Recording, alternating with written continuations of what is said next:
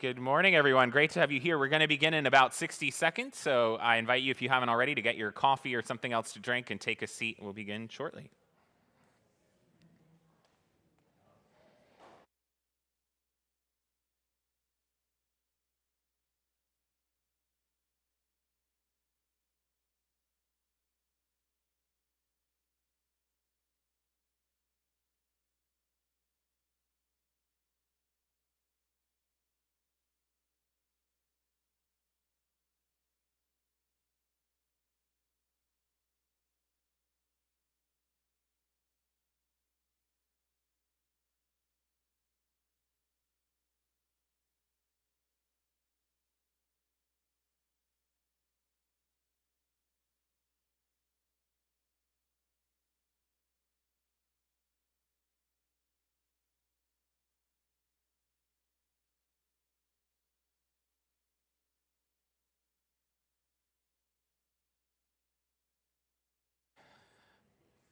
Well, good morning from St. Bart's in Midtown Manhattan. My name is Peter Thompson. I serve as the vicar and interim rector here, and whether you're joining us here in person on Park Avenue or online at stbarts.org, it's a joy and delight to welcome you to the forum where each week we have sacred conversations about the things that matter.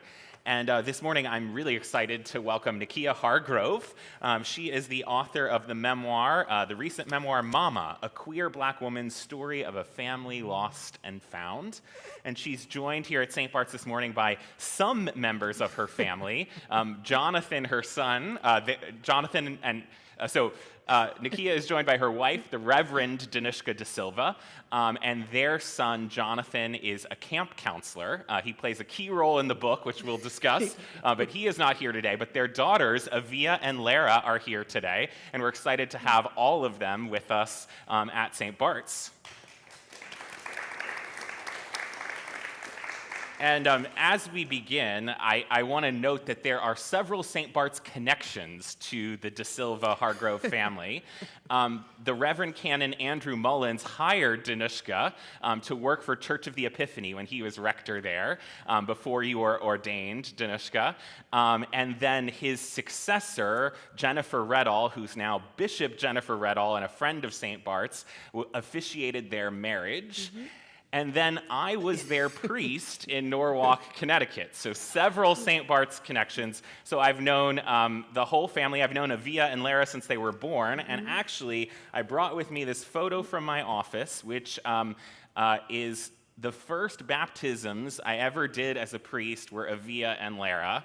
And Danushka and Nikkya were very kind to frame this and give this to me, and I still have it to this day. So a lot of special connections to you all, and it's really wonderful, Nikkya, to have you here at St. Bart's. Well, thank you for having me. We drove in from Connecticut and no traffic this morning, so that was fabulous. Yes. So thank you for the invitation, and I look forward to being in conversation with each of you today.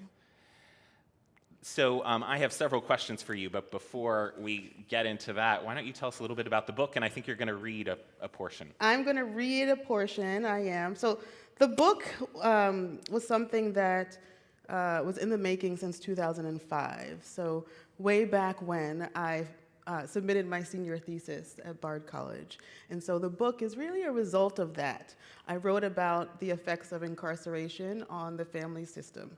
Back in 2005, you might remember mass incarceration was a big topic of discussion, and it still very much is today, but slightly different way. So the book was born out of that. The book is about my journey to motherhood, how I became a mother, the process in which I adopted the now teenager that Father Peter referenced, Jonathan. The book is about him. He is my biological half-brother, and through the process of dealing with my mother's addiction and then her subsequent death, I went through the lengthy process of finally signing papers to have Jonathan as our legal child. And so that is sort of the book in a nutshell. I have heard from readers that you'll need your tissues for the first part. And then the second part of the book, you are just smiling from ear to ear. That is what they told me. I've written it, I've read it. I didn't cry, but who knows? It may change. So it's about that. It's about love. It's about finding love when I worried that I would never find love. It is about my reconnecting to my faith. The research needed to actually write a memoir I did cry during that portion of going back through my journals and reading pieces that I've forgotten about. And so I'm going to stop talking in that capacity and start reading from chapter 4 of my book. So Jonathan was born early in November. He was a month early. He was supposed to be born around Christmas. So he came in November, and a pretty traumatic birth experience for him. And his first night home from the hospital was our first night together. And so the scene that I'm going to read is from that experience with my Aunt Lady, who is my mother's sister. On our first night home from the hospital, I had no idea what to expect. Lady helped me, of course, showing me how to open the tiny flaps of a newborn baby's diaper and how to avoid confusing the front with the back. She pointed out where the blue line would appear in the diaper, indicating Jonathan had peed, told me the sure sign of a bowel movement would be the smell. I needed all 5 of my senses on duty. As we sat side by side in her dimly lit kitchen, she taught me how to prepare Jonathan's bottle. With each movement, I heard the white linoleum floor creak beneath our feet. Her instructions were given quickly, in keeping with the bluntness of her personality, and her words came through with the confidence of a mother who'd done all of this many, many times. If he wakes up at night, make sure you don't put him in the bed with you. Make sure you don't put his diaper on too tight. You cannot sleep deeply because you won't hear him cry. Those first few nights, Jonathan didn't need much more than someone he could count on to feed him, bathe him, clothe him, and keep him safe. My confidence grew with each passing day, while my role in his life went from caregiver to something more. I knew how to attend to his basic needs, but inside, I was conflicted about allowing myself to fully feel like his mother, because his biological mother was very much alive. Even before he'd been released from the hospital, everything in his short life was already complicated. Child Protective Services, my family, everyone had an opinion about who this tiny baby boy should live with, including me. I wanted him, but nothing about his future could be settled permanently until a decision by CPS about whether my mother could be sober and prove herself capable. So really, at least for now, he legally belonged to the state, even if it was temporary, I hoped. So, as I mentioned in the introduction, I've known you all for a while. Jonathan would come along to Children's Chapel. I knew bits of this story, but much of it I didn't know. And it struck me as I was reading, not just how powerful the story is as a whole, but also, you had some conflict along the way about how much you wanted to tell your story. Some of the times you kept your story intentionally really close to the chest. And then you made the decision to write a book telling the whole story so the whole world can read. And I wonder what made you decide to do that, and how did you decide to kind of open up and tell the whole story? Well, now I say that I'm an open book because I really do share as much as I feel comfortable with, knowing that there is still a bit of privacy that I'm able to keep even though I am a published author. But, rewind, 35 years or so, and when I was growing up, I was raised by my grandparents, and I was the first grandchild that they chose to raise. My mother had 4 kids, ultimately, and I was the eldest.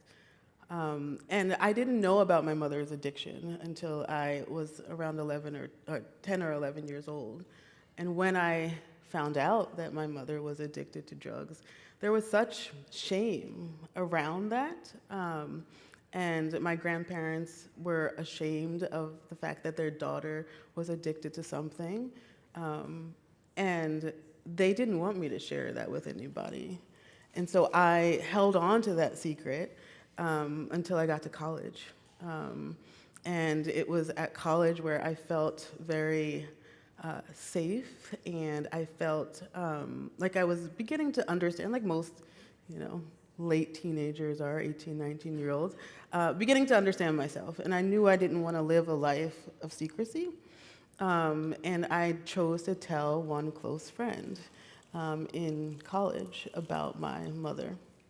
And then I decided to write the book, like I mentioned earlier, in 2005, because I presented my senior thesis to my board of professors, and I was mad because I wanted an A and I got a B, and so I was navigating the emotions of that, and I walk out of the moderation room, and my professor stops me, and he says, don't be so upset about it. I would pay to read this story.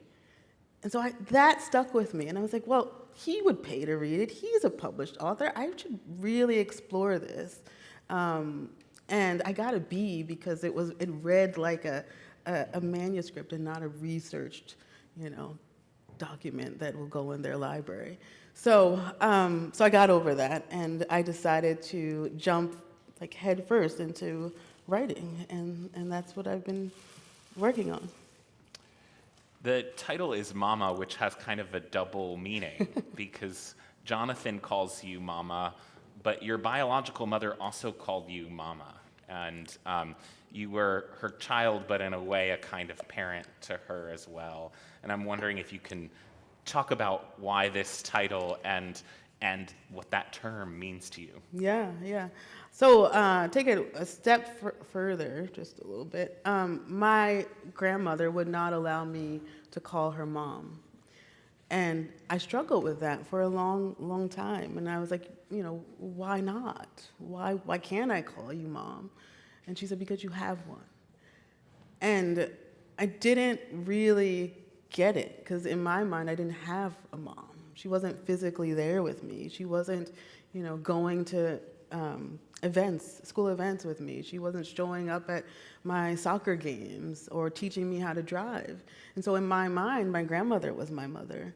And so since I didn't have the ability to call my grandmother mom, I continued to call my mother mom. And in return, my mom would call me mama. And she would use it all the time as if it were my first name. And when she said Nikkya, I knew that I was in trouble. But when she said mama, I knew that she had something either to share with me, or she was letting her guard down a little bit and allowing some honesty to happen between the two of us. And so it became her way of showing me love. And the name I chose for the book. And Jonathan actually calls me mom, and or mommy, and he calls Danushka mom. And so we navigated that language down the road. And so the word mama means a lot to me. And it is actually my first tattoo. I got a tattoo for the and I couldn't decide what to get, and the tattoo artist was like, hey, get mama. And I did, and it was great. Anyway, that's another talk, another day. This is a personal memoir, but it's also, in some ways, a spiritual memoir. God shows up in here. I know you are both faithful people. Reading you write about God and your own wrestling with God. In some ways, Danushka has this strong faith that you rely on. You push back at God a little more. I wonder if you can talk about what writing this memoir was like for you spiritually, and how it helped you understand your own relationship with God. Awesome question. And the first time I've ever been asked that question. um, so, so on my first date with my wife, my now wife, 18 years ago, she told me on our first date that she wanted to be a priest. And I said, okay, I'm on a date with someone who wants to be a priest. And I shared with her that I wanted to have a child. And she thought that I was joking, and I thought that she was joking. And fast forward, we have 2 additional children, and she is a reverend indeed. And so we were honest with each other from day one. And Danushka has a way of reminding me of things that I cannot always see. And she did that with my relationship with God as well. And so I grew up with grandparents who were Baptist, and so we were in church every Sunday for hours. I served in church. I was in the church choir. I was very active, and they were extremely wonderful role models in forming my relationship with God, or helping me to form my relationship with God.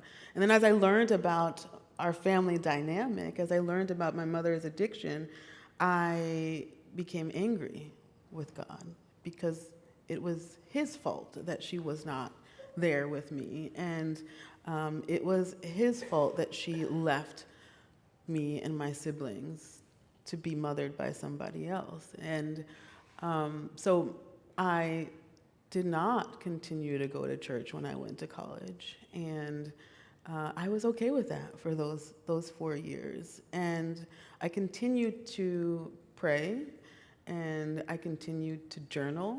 And the act of writing for me is a spiritual journey in and of itself. And the memoir very much is a reflection of how God has shown up in my life. Because I know that he's heard my prayers even through my anger. I know that if it weren't for my relationship with God, Jonathan would be in a different place. And I know that I would not have the family and the love and the connection with God that I have today, that I have, if it weren't for my reconciling the anger that I carried for so long. And being honest, I still have a little bit of anger that's there. Not necessarily directly at God, but at how long it took me to get to a place where I feel more healed. The definition of family seems to kind of switch back and forth between family being something chosen and something that is kind of biological and passed on. Both of those definitions of family seem to be there. There are deliberate decisions that you and others make to have a kind of chosen family, but also you're drawn to be Jonathan's mother in part because of your biological connection. So I'm wondering how you, at the end of all of this, or in the middle of all of this, define family and those chosen factors and those biological factors. How do you put them together? Yeah. So quick story. I struggled with what Jonathan would ultimately call me. Our mother was alive. He was born in November. She passed in April. And so he was 4 months when she passed away. And so I spent 3 of those months saying, I don't even know if I'm going to be his sister. I don't know if I'm going to be his mom. And I don't know what that means if I am his sister, because I know I'm still going to be his mom. So I was struggling with all of those words. Growing up, I was taught to be the sister.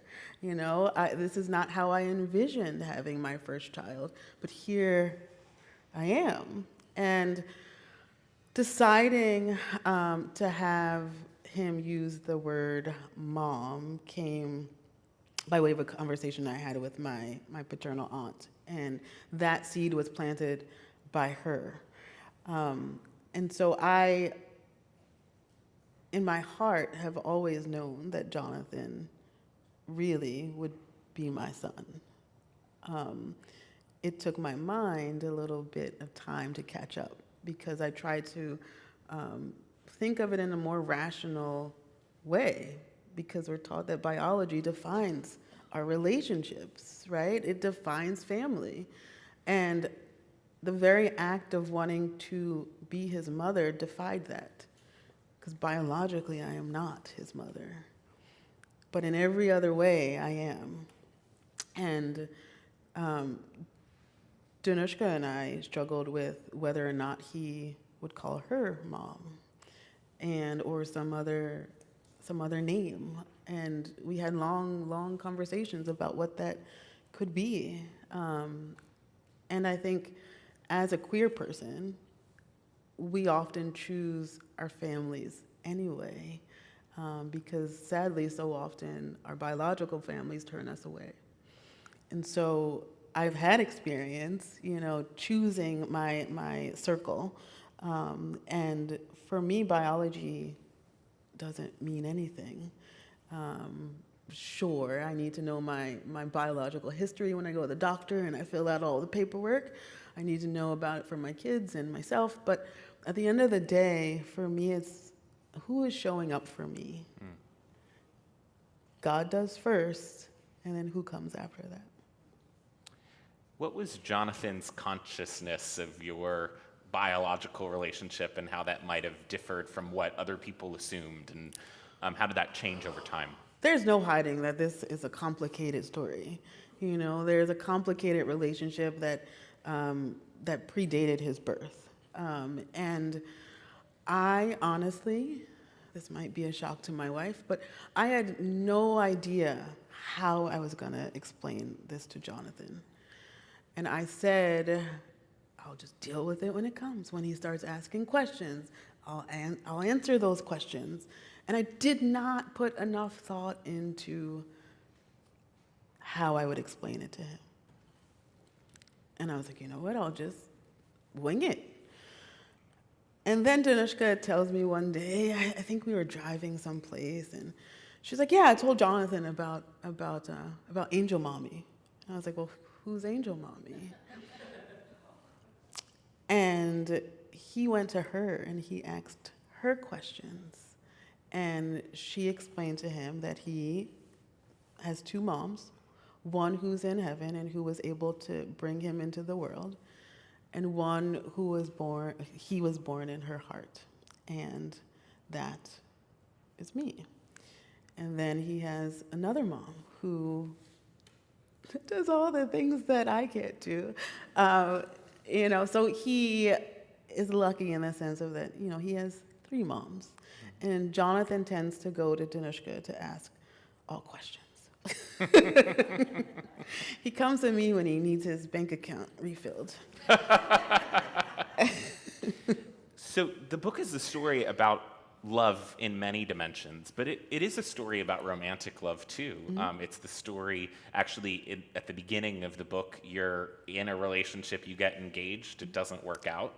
And then we get to see you and Danushka meeting, and under unusual circumstances. Mm-hmm. You're 25, you have a child, you're raising, it's kind of a leap of faith for both of you. I wonder if you can talk about the romantic love that's a part of this book. I was sitting getting my hair done by my hairdresser way back when. And he was like, you need to get out there and start dating. And I was like, I don't have energy to date anybody, And so I did. I went online and I connected through an online dating. It was AOL dial-up back then, not on my cell phone. And Danushka and I crossed paths. And we chatted online for a month. And then we met in September of 2007. And in our planning of the date, she says, bring Jonathan. And I was like, no, it is our first date. Why would I bring this child on a first date? Who does that? And so I did not bring him on the first date or the second date. I think it was our third date, and I did bring him on that date. And so we continued to talk every single day. And it was in those, those first few conversations where we were honest with one another. And, you can't hide a baby. So I had to be open and honest from day one, because it was no longer me looking for love. It was me looking for someone who could love the both of us. And there aren't a lot of people who have that capacity. At least that was my assumption. And so I knew that Danushka and I would have a long relationship. I didn't quite know in those first few conversations that we would eventually get married, but when she met Jonathan for the first time, and when Jonathan was held by her, I knew then, like it was a done deal. We've had our bumps, but it's always love that brings us back. You're in a kind of cross-cultural marriage. Definitely cross-cultural. Your families of origin had kind of different backgrounds. Danushka comes from a Sri Lankan family, and both of your families, in their own ways, struggled with your queerness and what it meant for the two of you to be in a relationship with one another. I wonder if you could talk about navigating all of that, your queerness, especially in a kind of a cross-cultural context. How much time do we have? So by the time I met Danushka, I'd been out for almost 10 years. And so my family, Father Peter mentioned that I was engaged prior to Danushka. So my family had some time to get up to speed. And not everyone was on board. Everyone still held out hope that I would marry a man and do all those things. And when my grandparents eventually met Danushka, they knew that it was different. And anyone who talks to Danushka for 2 minutes will know that God is a special being in her life. And my grandparents were faithful people, and so they picked up on that. And that was the history there. And Danushka didn't come out until she met me. And that in and of itself, that conversation in and of itself with her family was hers to have, and hers to have alone. And I detail that a little bit in the book. And her family was very much the family that I wanted growing up. She had mom and dad and her brother, and they all lived together. They went on vacations together. And, it took me a while to really be okay with how different our families were, just the nuclear part of our families, right? And so she would say my parents, and I would say my grandparents when we were having conversations. And, so I struggled with that a little bit. Danushka coming out to her extended family was, again, another process. But she has a very big family, and so her cousins she had conversations with, and I don't have as many cousins as Danushka has, so my conversations were really quick. But in the end, our cousins loved us regardless of who we chose to be with, and our aunts and our uncles on both sides navigated the process of our queerness in their own ways.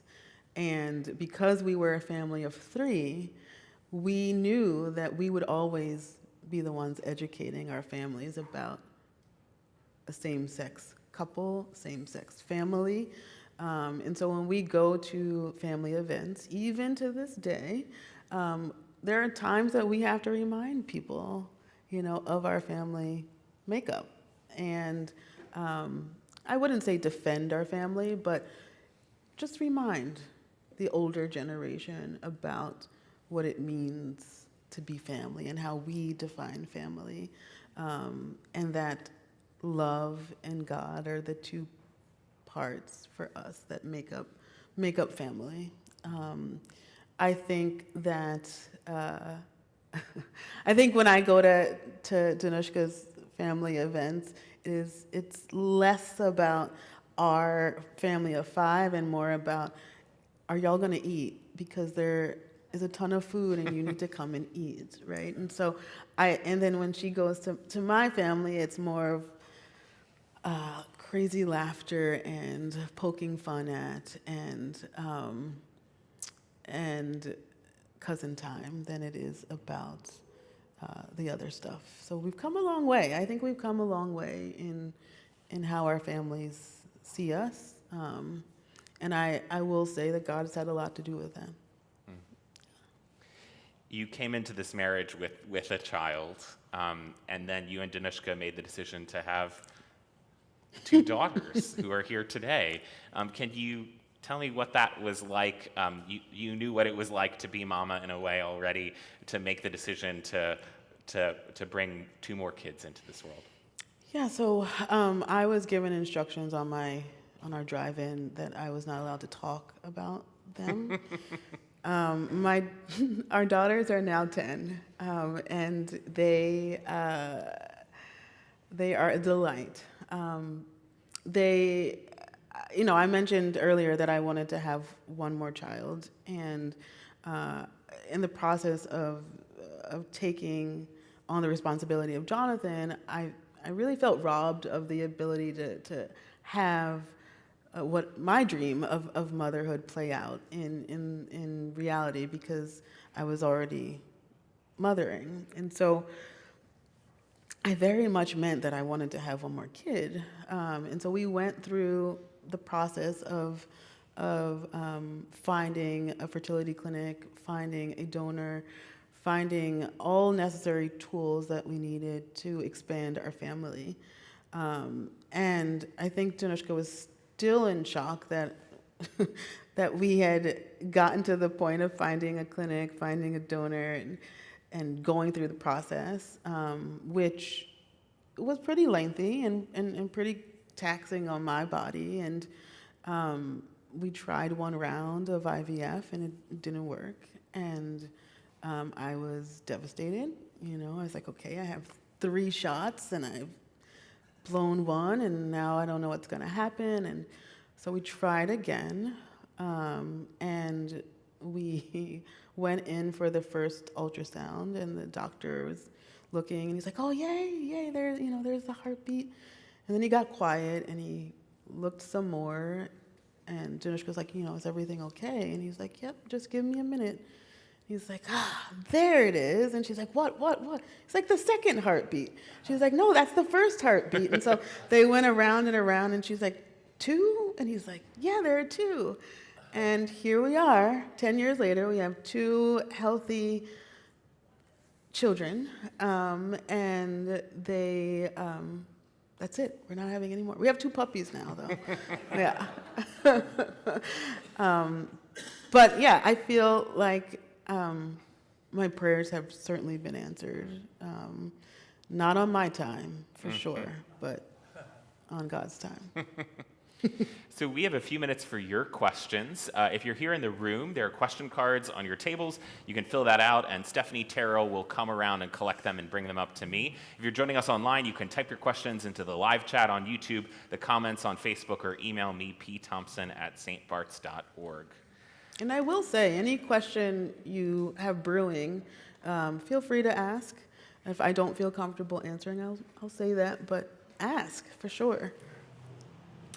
So while we're waiting for those questions, actually, we have some now. Tell us about Jonathan today. He's not here.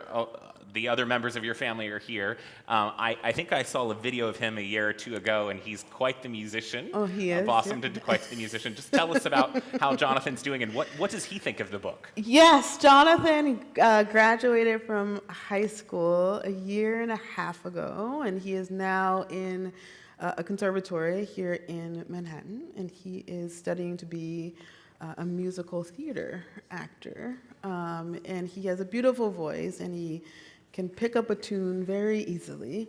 So he plays the piano and he sings, and that is definitely a gift from God. He's not here today because he is a camp counselor for his third year at Camp Washington, which is our Episcopal camp up in Connecticut. And so he is in training right now, so he's not here. But he had an early copy of the book, before it got bound in hardcover, and I gave it to him. I said, you have about 6 months to read the book before it's published. And so he took it, and I mentioned we had 2 puppies, and he read a couple of chapters and then put it on the floor. And the puppies ate the cover of the first book he has had. So he's not yet finished the book.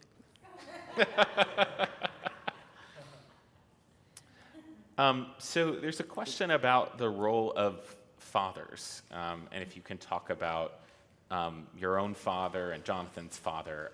They both show up in the book, but for folks who haven't read it yet, what role do fathers play? Yeah, great question.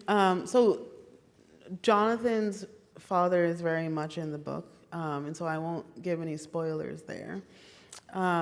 Suffice to say that Jonathan's father had an array of issues of his own that show up in the book, that really forced us, Danushka and I, to consider how his father could show up in his life. And after an experience that was pretty dangerous, which is in the book, so I won't give that away. After that experience, Danushka and I decided that he would not be the right example in Jonathan's life because of the life that his father chose. So it's rather complicated in that respect. In terms of how he showed up in Jonathan's life, it was always mostly in the presence of Danushka and I. In terms of my father, my mother and my father got married when I was born.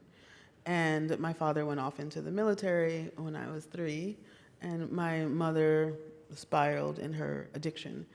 And so my father and I have a very non-existent relationship, I will say, definitely by his choice.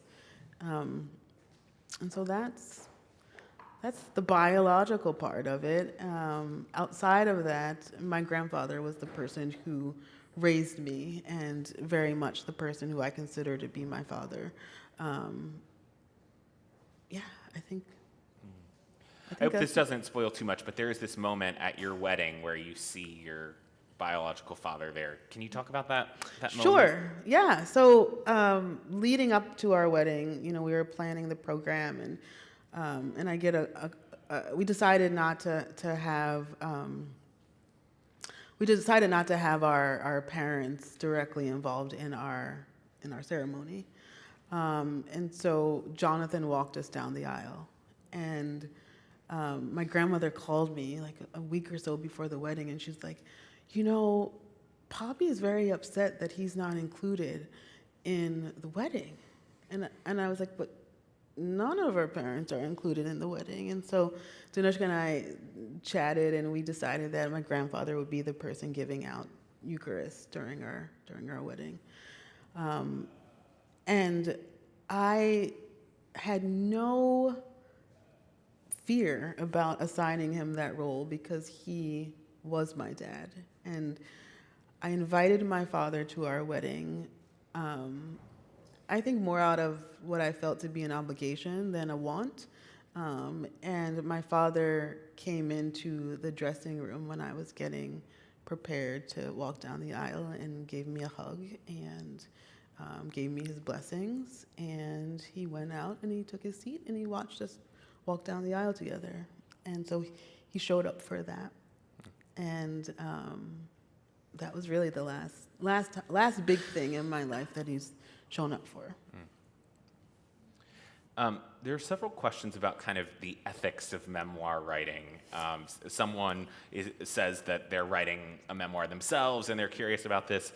Others are wondering, did you send this around to family members. You talked about giving it to Jonathan. He didn't ever read the whole thing. Yeah. What was it like to go through this, and how did other people's kind of feelings and perspectives factor into what you decided to tell and how you decided to tell it? Mm-hmm. I think every memoirist who has published a book will tell you the same thing. It is your story and your memory, and your willingness to share that is a bravery that I think deserves more credit in the process of writing. But I would advise not to give it to anybody until you are finished with it. Because once you get to that last page and you've had time to step away from it and sort of think about what's in there, you'll know what you're willing to change and what you're not willing to change. I sent out the completed draft to the one person in my family who I knew would be able to read it from the perspective of someone who is not related to me. And that person I talk about in the book a lot, and that is my cousin Natasha. Our moms are sisters, and we were born the same year, meant to be born in the same month, but I came early. So I trusted her with the words before I would send it out to anybody else. And I actually chose not to send it to my other family members. My family members are mentioned in the book. So everyone that is mentioned in the book and they are alive, I had their permission to use their names. For Danushka's family, they received the chapters that they were mentioned in, and they had the ability to say, no, I don't want that in there. Or I remember it like this, and we were able to have a conversation about it. And that's as far as I would go in terms of sort of vetting the story. Now, Danushka was kind of an editor along the way, right? Oh, we don't have to talk about that.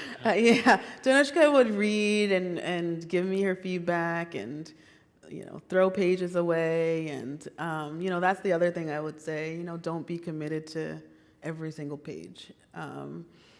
Because there might be a page that you just have to start over again on. And Danushka won't read it again. I think she's done.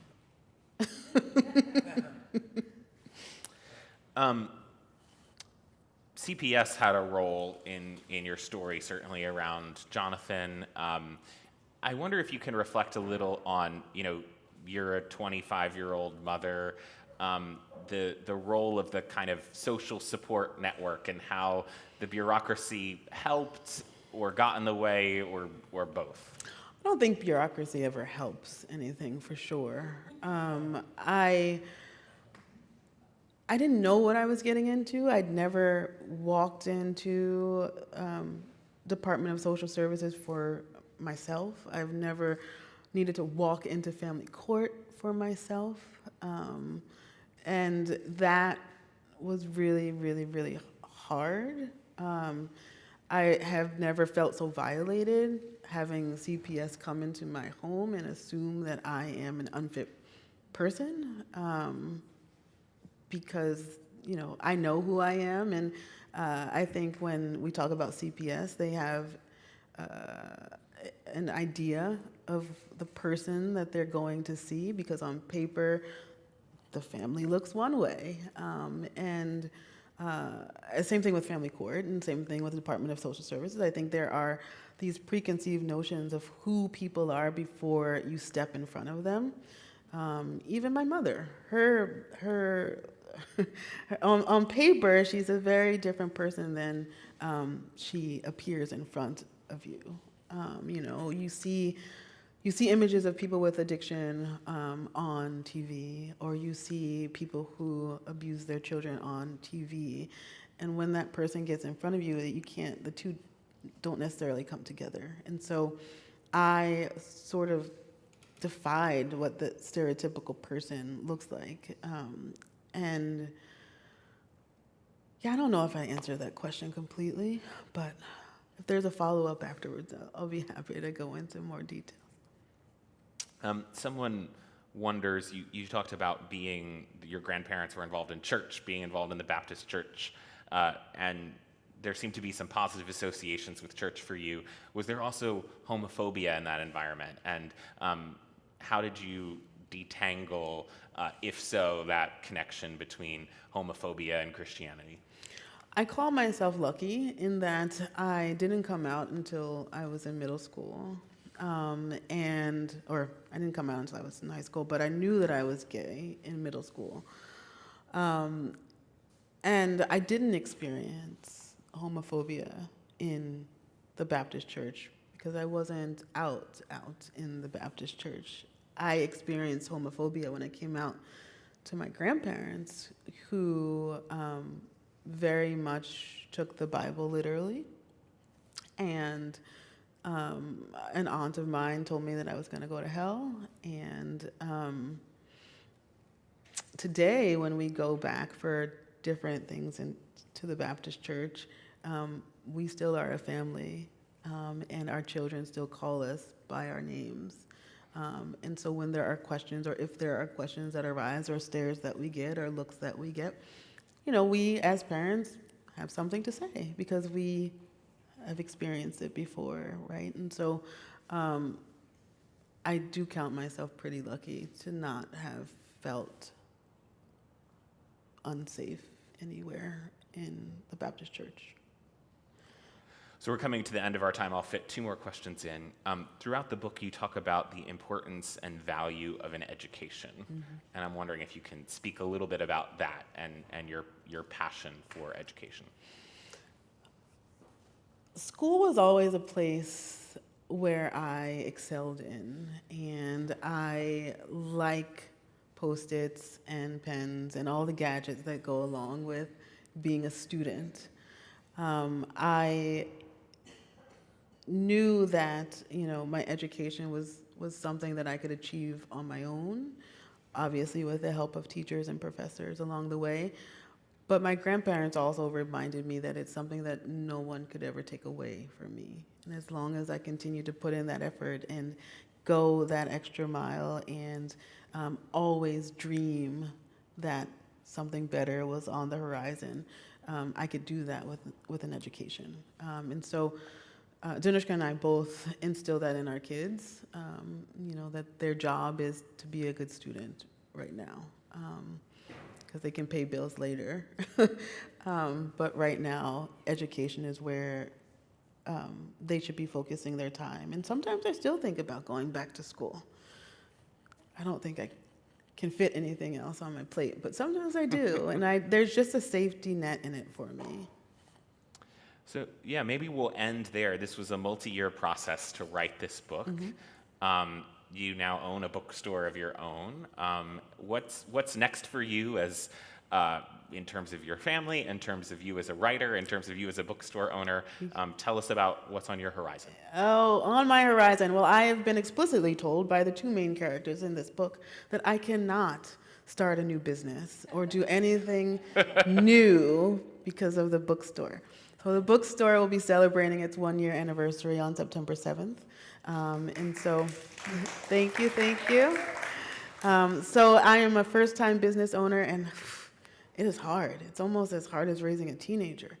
And like teenagers, I have no money, and so I am working on building up my marketing team, hopefully hiring someone other than myself to work at the bookstore. And so the bookstore is my newest baby. I am writing another book. This time it's fiction. And I am the new editor-in-chief of our local newspaper. So I have a lot going on. And I want to get better at all 3 of those things before anything new appears. Well, we know you have a lot going on, so thank you so much for driving down to St. Bart's today. Thank you. Thank you, everyone. It's so great to have the family here, 4/5 of the family at least. Yeah. Nikya's book is on sale in our bookstore. We've made it actually easy for you. Paul Rodriguez is right here. You can buy a copy in the room if you're here. If you're joining us online, you can stop by during the week. We'll have it in the bookstore if you want to pick up a copy. Mama, a queer black woman's story of a family lost and found. Thank you so much, Nikkya. Thank you. Next week at the Forum, we'll have Jeffrey Grant here, who is an advocate and attorney who will talk about criminal records and the importance of expunging them when possible down the road for those folks' future path. We hope you'll join us next week for the Forum, and we hope you'll stick around and join us for worship, whether in person or online at 11 a.m.